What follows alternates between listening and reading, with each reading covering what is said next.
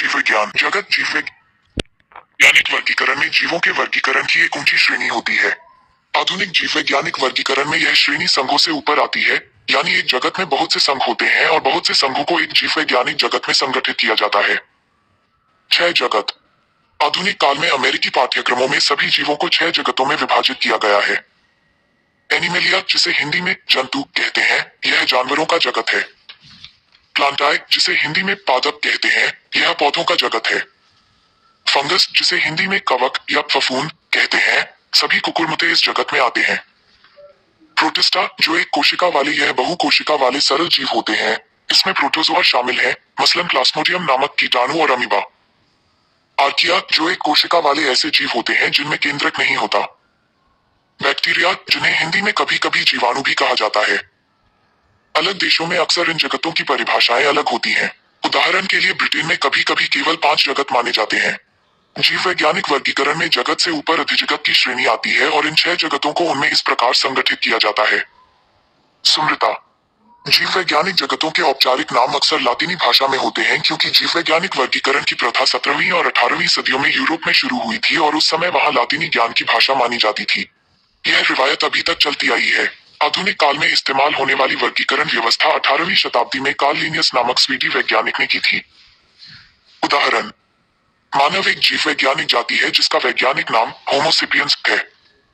होमो एक जीव वैज्ञानिक वंश है जिसमें मानव और मानव से मिलती जुलती नियंडरथल मानव जैसी कई और जातियां थीं। आधुनिक काल में मानवों को छोड़कर इस वंश की अन्य सभी जातियां विलुप्त हो चुकी हैं।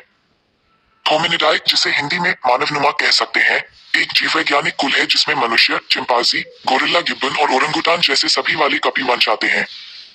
प्राइमेट, जिसे हिंदी में नरवना कह सकते हैं, एक जीव वैज्ञानिक गण है जिसमें मानव और सारे मानवनुमा कपियों के अलावा सभी बंदर, लीमर, टार्सिया जैसे सदस्यों वाले सभी कुल आते हैं। स्तनधारी एक जीव वैज्ञानिक वर्ग है जिसमें स्तनधारी जानवरों वाले सभी गण आते हैं, यानी इस वर्ग में मनुष्य, भेड़िए, व्हेल, चूहे, घोड़े और कुत्ते सभी सम्मिलित हैं। कोर्टेटाई, जिसे हिंदी में रज्जुकी कहते हैं, एक जीव वैज्ञानिक संघ है जिसमें वे सभी वर्ग आते हैं जिनके सदस्य जंतुओं में जीवन की किसी न किसी अवस्था में नोटोकोड नामक छड़ जैसी संरचना पाई जाती है। ऐसे अधिकांश जंतुओं में यह रीढ़ की हड्डी में परिवर्तित हो जाती है। इसमें मनुष्य, गिरगिट, मेंढक, मछली आदि शामिल हैं। एनिमेलिया, जिसे हिंदी में जंतु कहा जा सकता है, एक जीव वैज्ञानिक जगत है जिसमें सभी जंतुओं वाले संघ आते हैं, लेकिन पौधे इत्यादि नहीं आते। इसमें मनुष्य, मकड़ी, ऑक्टोपस आदि सभी प्राणी शामिल हैं।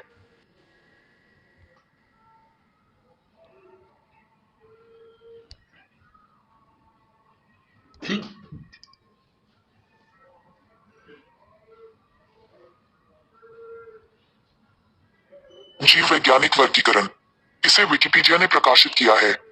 जीव जगत के समुचित अध्ययन के लिए आवश्यक है कि विभिन्न गुणधर्म एवं विशेषताओं वाले जीव अलग अलग श्रेणियों में रखे जाएं। इस तरह से जंतुओं एवं पादपों के वर्गीकरण को वर्गीकी या वर्गीकरण विज्ञान अंग्रेजी में वर्गीकी के लिए 2 शब्द प्रयोग में लाए जाते हैं, टेक्सोनॉमी तथा सिस्टेमेटिक्स। कार्ल लिनियस ने 1735 में सिस्टेमा नातुरे नामक पुस्तक सिस्टेमेटिक्स शब्द के आधार पर लिखी थी। आधुनिक युग में ये दोनों शब्द पादप और जंतु वर्गीकरण के लिए प्रयुक्त होते हैं। वर्गीकी का कार्य आकारिकी, आकृति विज्ञान, क्रिया विज्ञान, परिस्थितिकी और आनुवंशिकी पर आधारित है।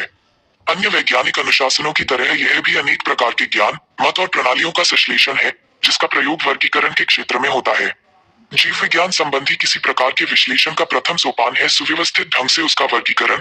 अतः पादप या जंतु के अध्ययन का पहला कदम है उसका नामकरण, वर्गीकरण और तब वर्णन। जंतु वर्गीकी। वर्गीकी का मूल निर्माण आकारकी या आकृति विज्ञान, क्रिया विज्ञान, परिस्थितिकी और आनुवंशिकी पर आधारित है। अन्य वैज्ञानिक अनुशासनों की तरह यह भी अनेक प्रकार के ज्ञान, मत और प्रणालियों का संश्लेषण है, जिसका प्रयोग वर्गीकरण के क्षेत्र में होता है। जीव विज्ञान संबंधी किसी प्रकार के विश्लेषण का प्रथम सोपान है सुव्यवस्थित ढंग से उसका वर्गीकरण।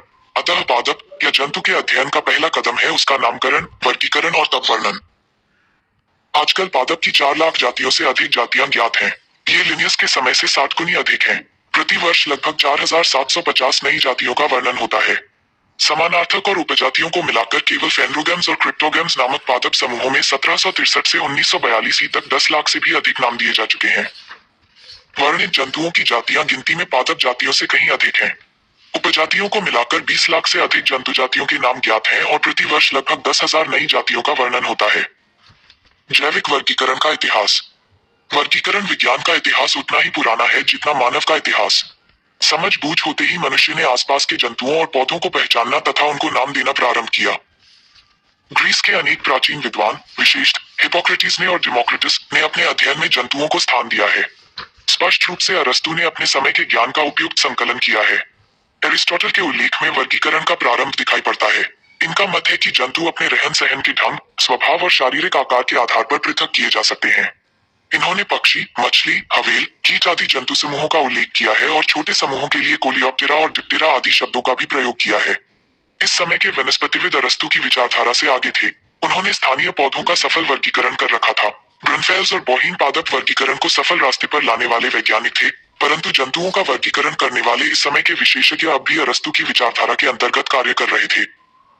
जनविज्ञान विशेषज्ञों में जॉन रे प्रथम व्यक्ति थे, जिन्होंने जाति और वंश में अंतर स्पष्ट किया और प्राचीन वैज्ञानिकों में ये प्रथम थे, जिन्होंने उच्चतर प्राकृतिक वर्गीकरण किया। इनका प्रभाव स्वीडन के रहने वाले महान प्रकृतिवादी कार्ल लिनियस पर पड़ा।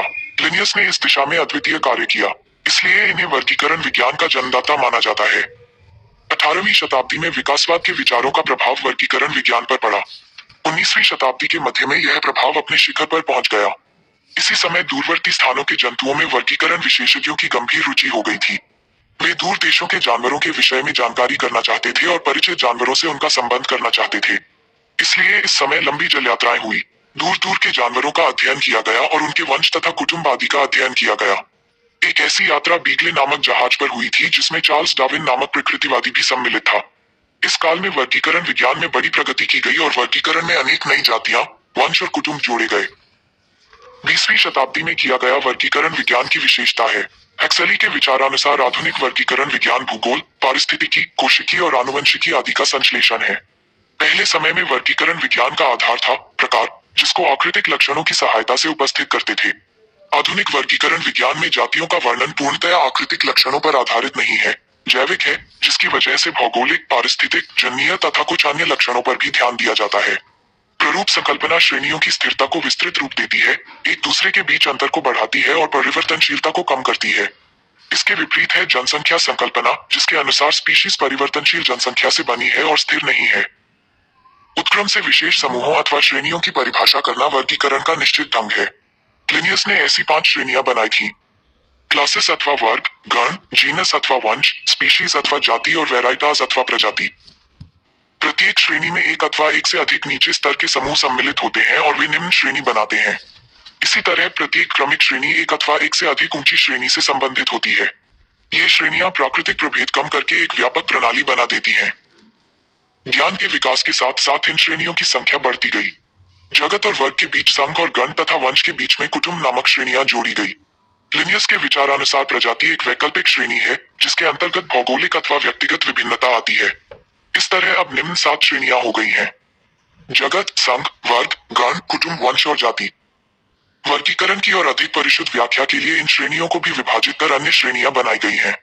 अधिकतर मूल नाम के पहले अधि अथवा उप उपसर्गों को जोड़कर इन श्रेणियों का नामकरण किया गया है। उदाहरणार्थ अधिगण और उपगण आदि। ऊंची श्रेणियों के लिए कई नाम प्रस्तावित किए गए, परंतु सामान्य प्रयोग में वे नहीं आते। केवल आदिम जाति का कुटुंब और वंश के बीच प्रयोग किया जाता है। कुछ लेखकों ने, जैसे सिम्पसन ने, गण और वर्ग के बीच सहगण नाम का प्रयोग किया है। इस तरह साधारण तौर से काम लाई जाने वाली श्रेणियों की संख्या इस समय निम्नलिखित है: जगत, संघ, उपसंघ, अधिवर्ग, वर्ग, उपवर्ग, सहगण या कोहॉर्ट, अधिगण, गण, उपगण, अधिकुल, कुल, उपकुल, आदिम जाति, वंश, उपवंश, जाति तथा उपजाति। आधुनिक वर्गीकरण। वर्तमान समय में अंतर्राष्ट्रीय नामकरण कोड द्वारा जीवों के वर्गीकरण की 7 श्रेणियां परिभाषित की गई हैं। ये श्रेणियां हैं जगत, संघ, वर्ग, गण, कुल, वंश तथा जाति। हाल के वर्षों में डोमेन नामक एक और स्तर प्रचलन में आया है, जो जगत के रखाव ऊपर है, किंतु इसे अभी तक कोडों में स्वीकृत नहीं किया गया है। 7 मुख्य श्रेणियों के बीच में भी श्रेणियां बनाई जा सकती हैं, जिसके लिए अधि, उप या इंफ्रा उपसर्गों का प्रयोग करना चाहिए। इसके अलावा जंतु विज्ञान तथा वनस्पति विज्ञान के वर्गीकरण की श्रेणियों में मामूली अंतर भी है। इस समय साधारण तौर से काम लाई जाने वाली श्रेणियां निम्नलिखित है: जगत, संघ, उपसंघ, अधिवर्ग, वर्ग, उपवर्ग, सहगण या कोहॉर्ट, अधिगण, गण, उपगण, अधिकुल, कुल, उपकुल, आदिम जाति, वंश, उपवंश, जाति तथा उपजाति।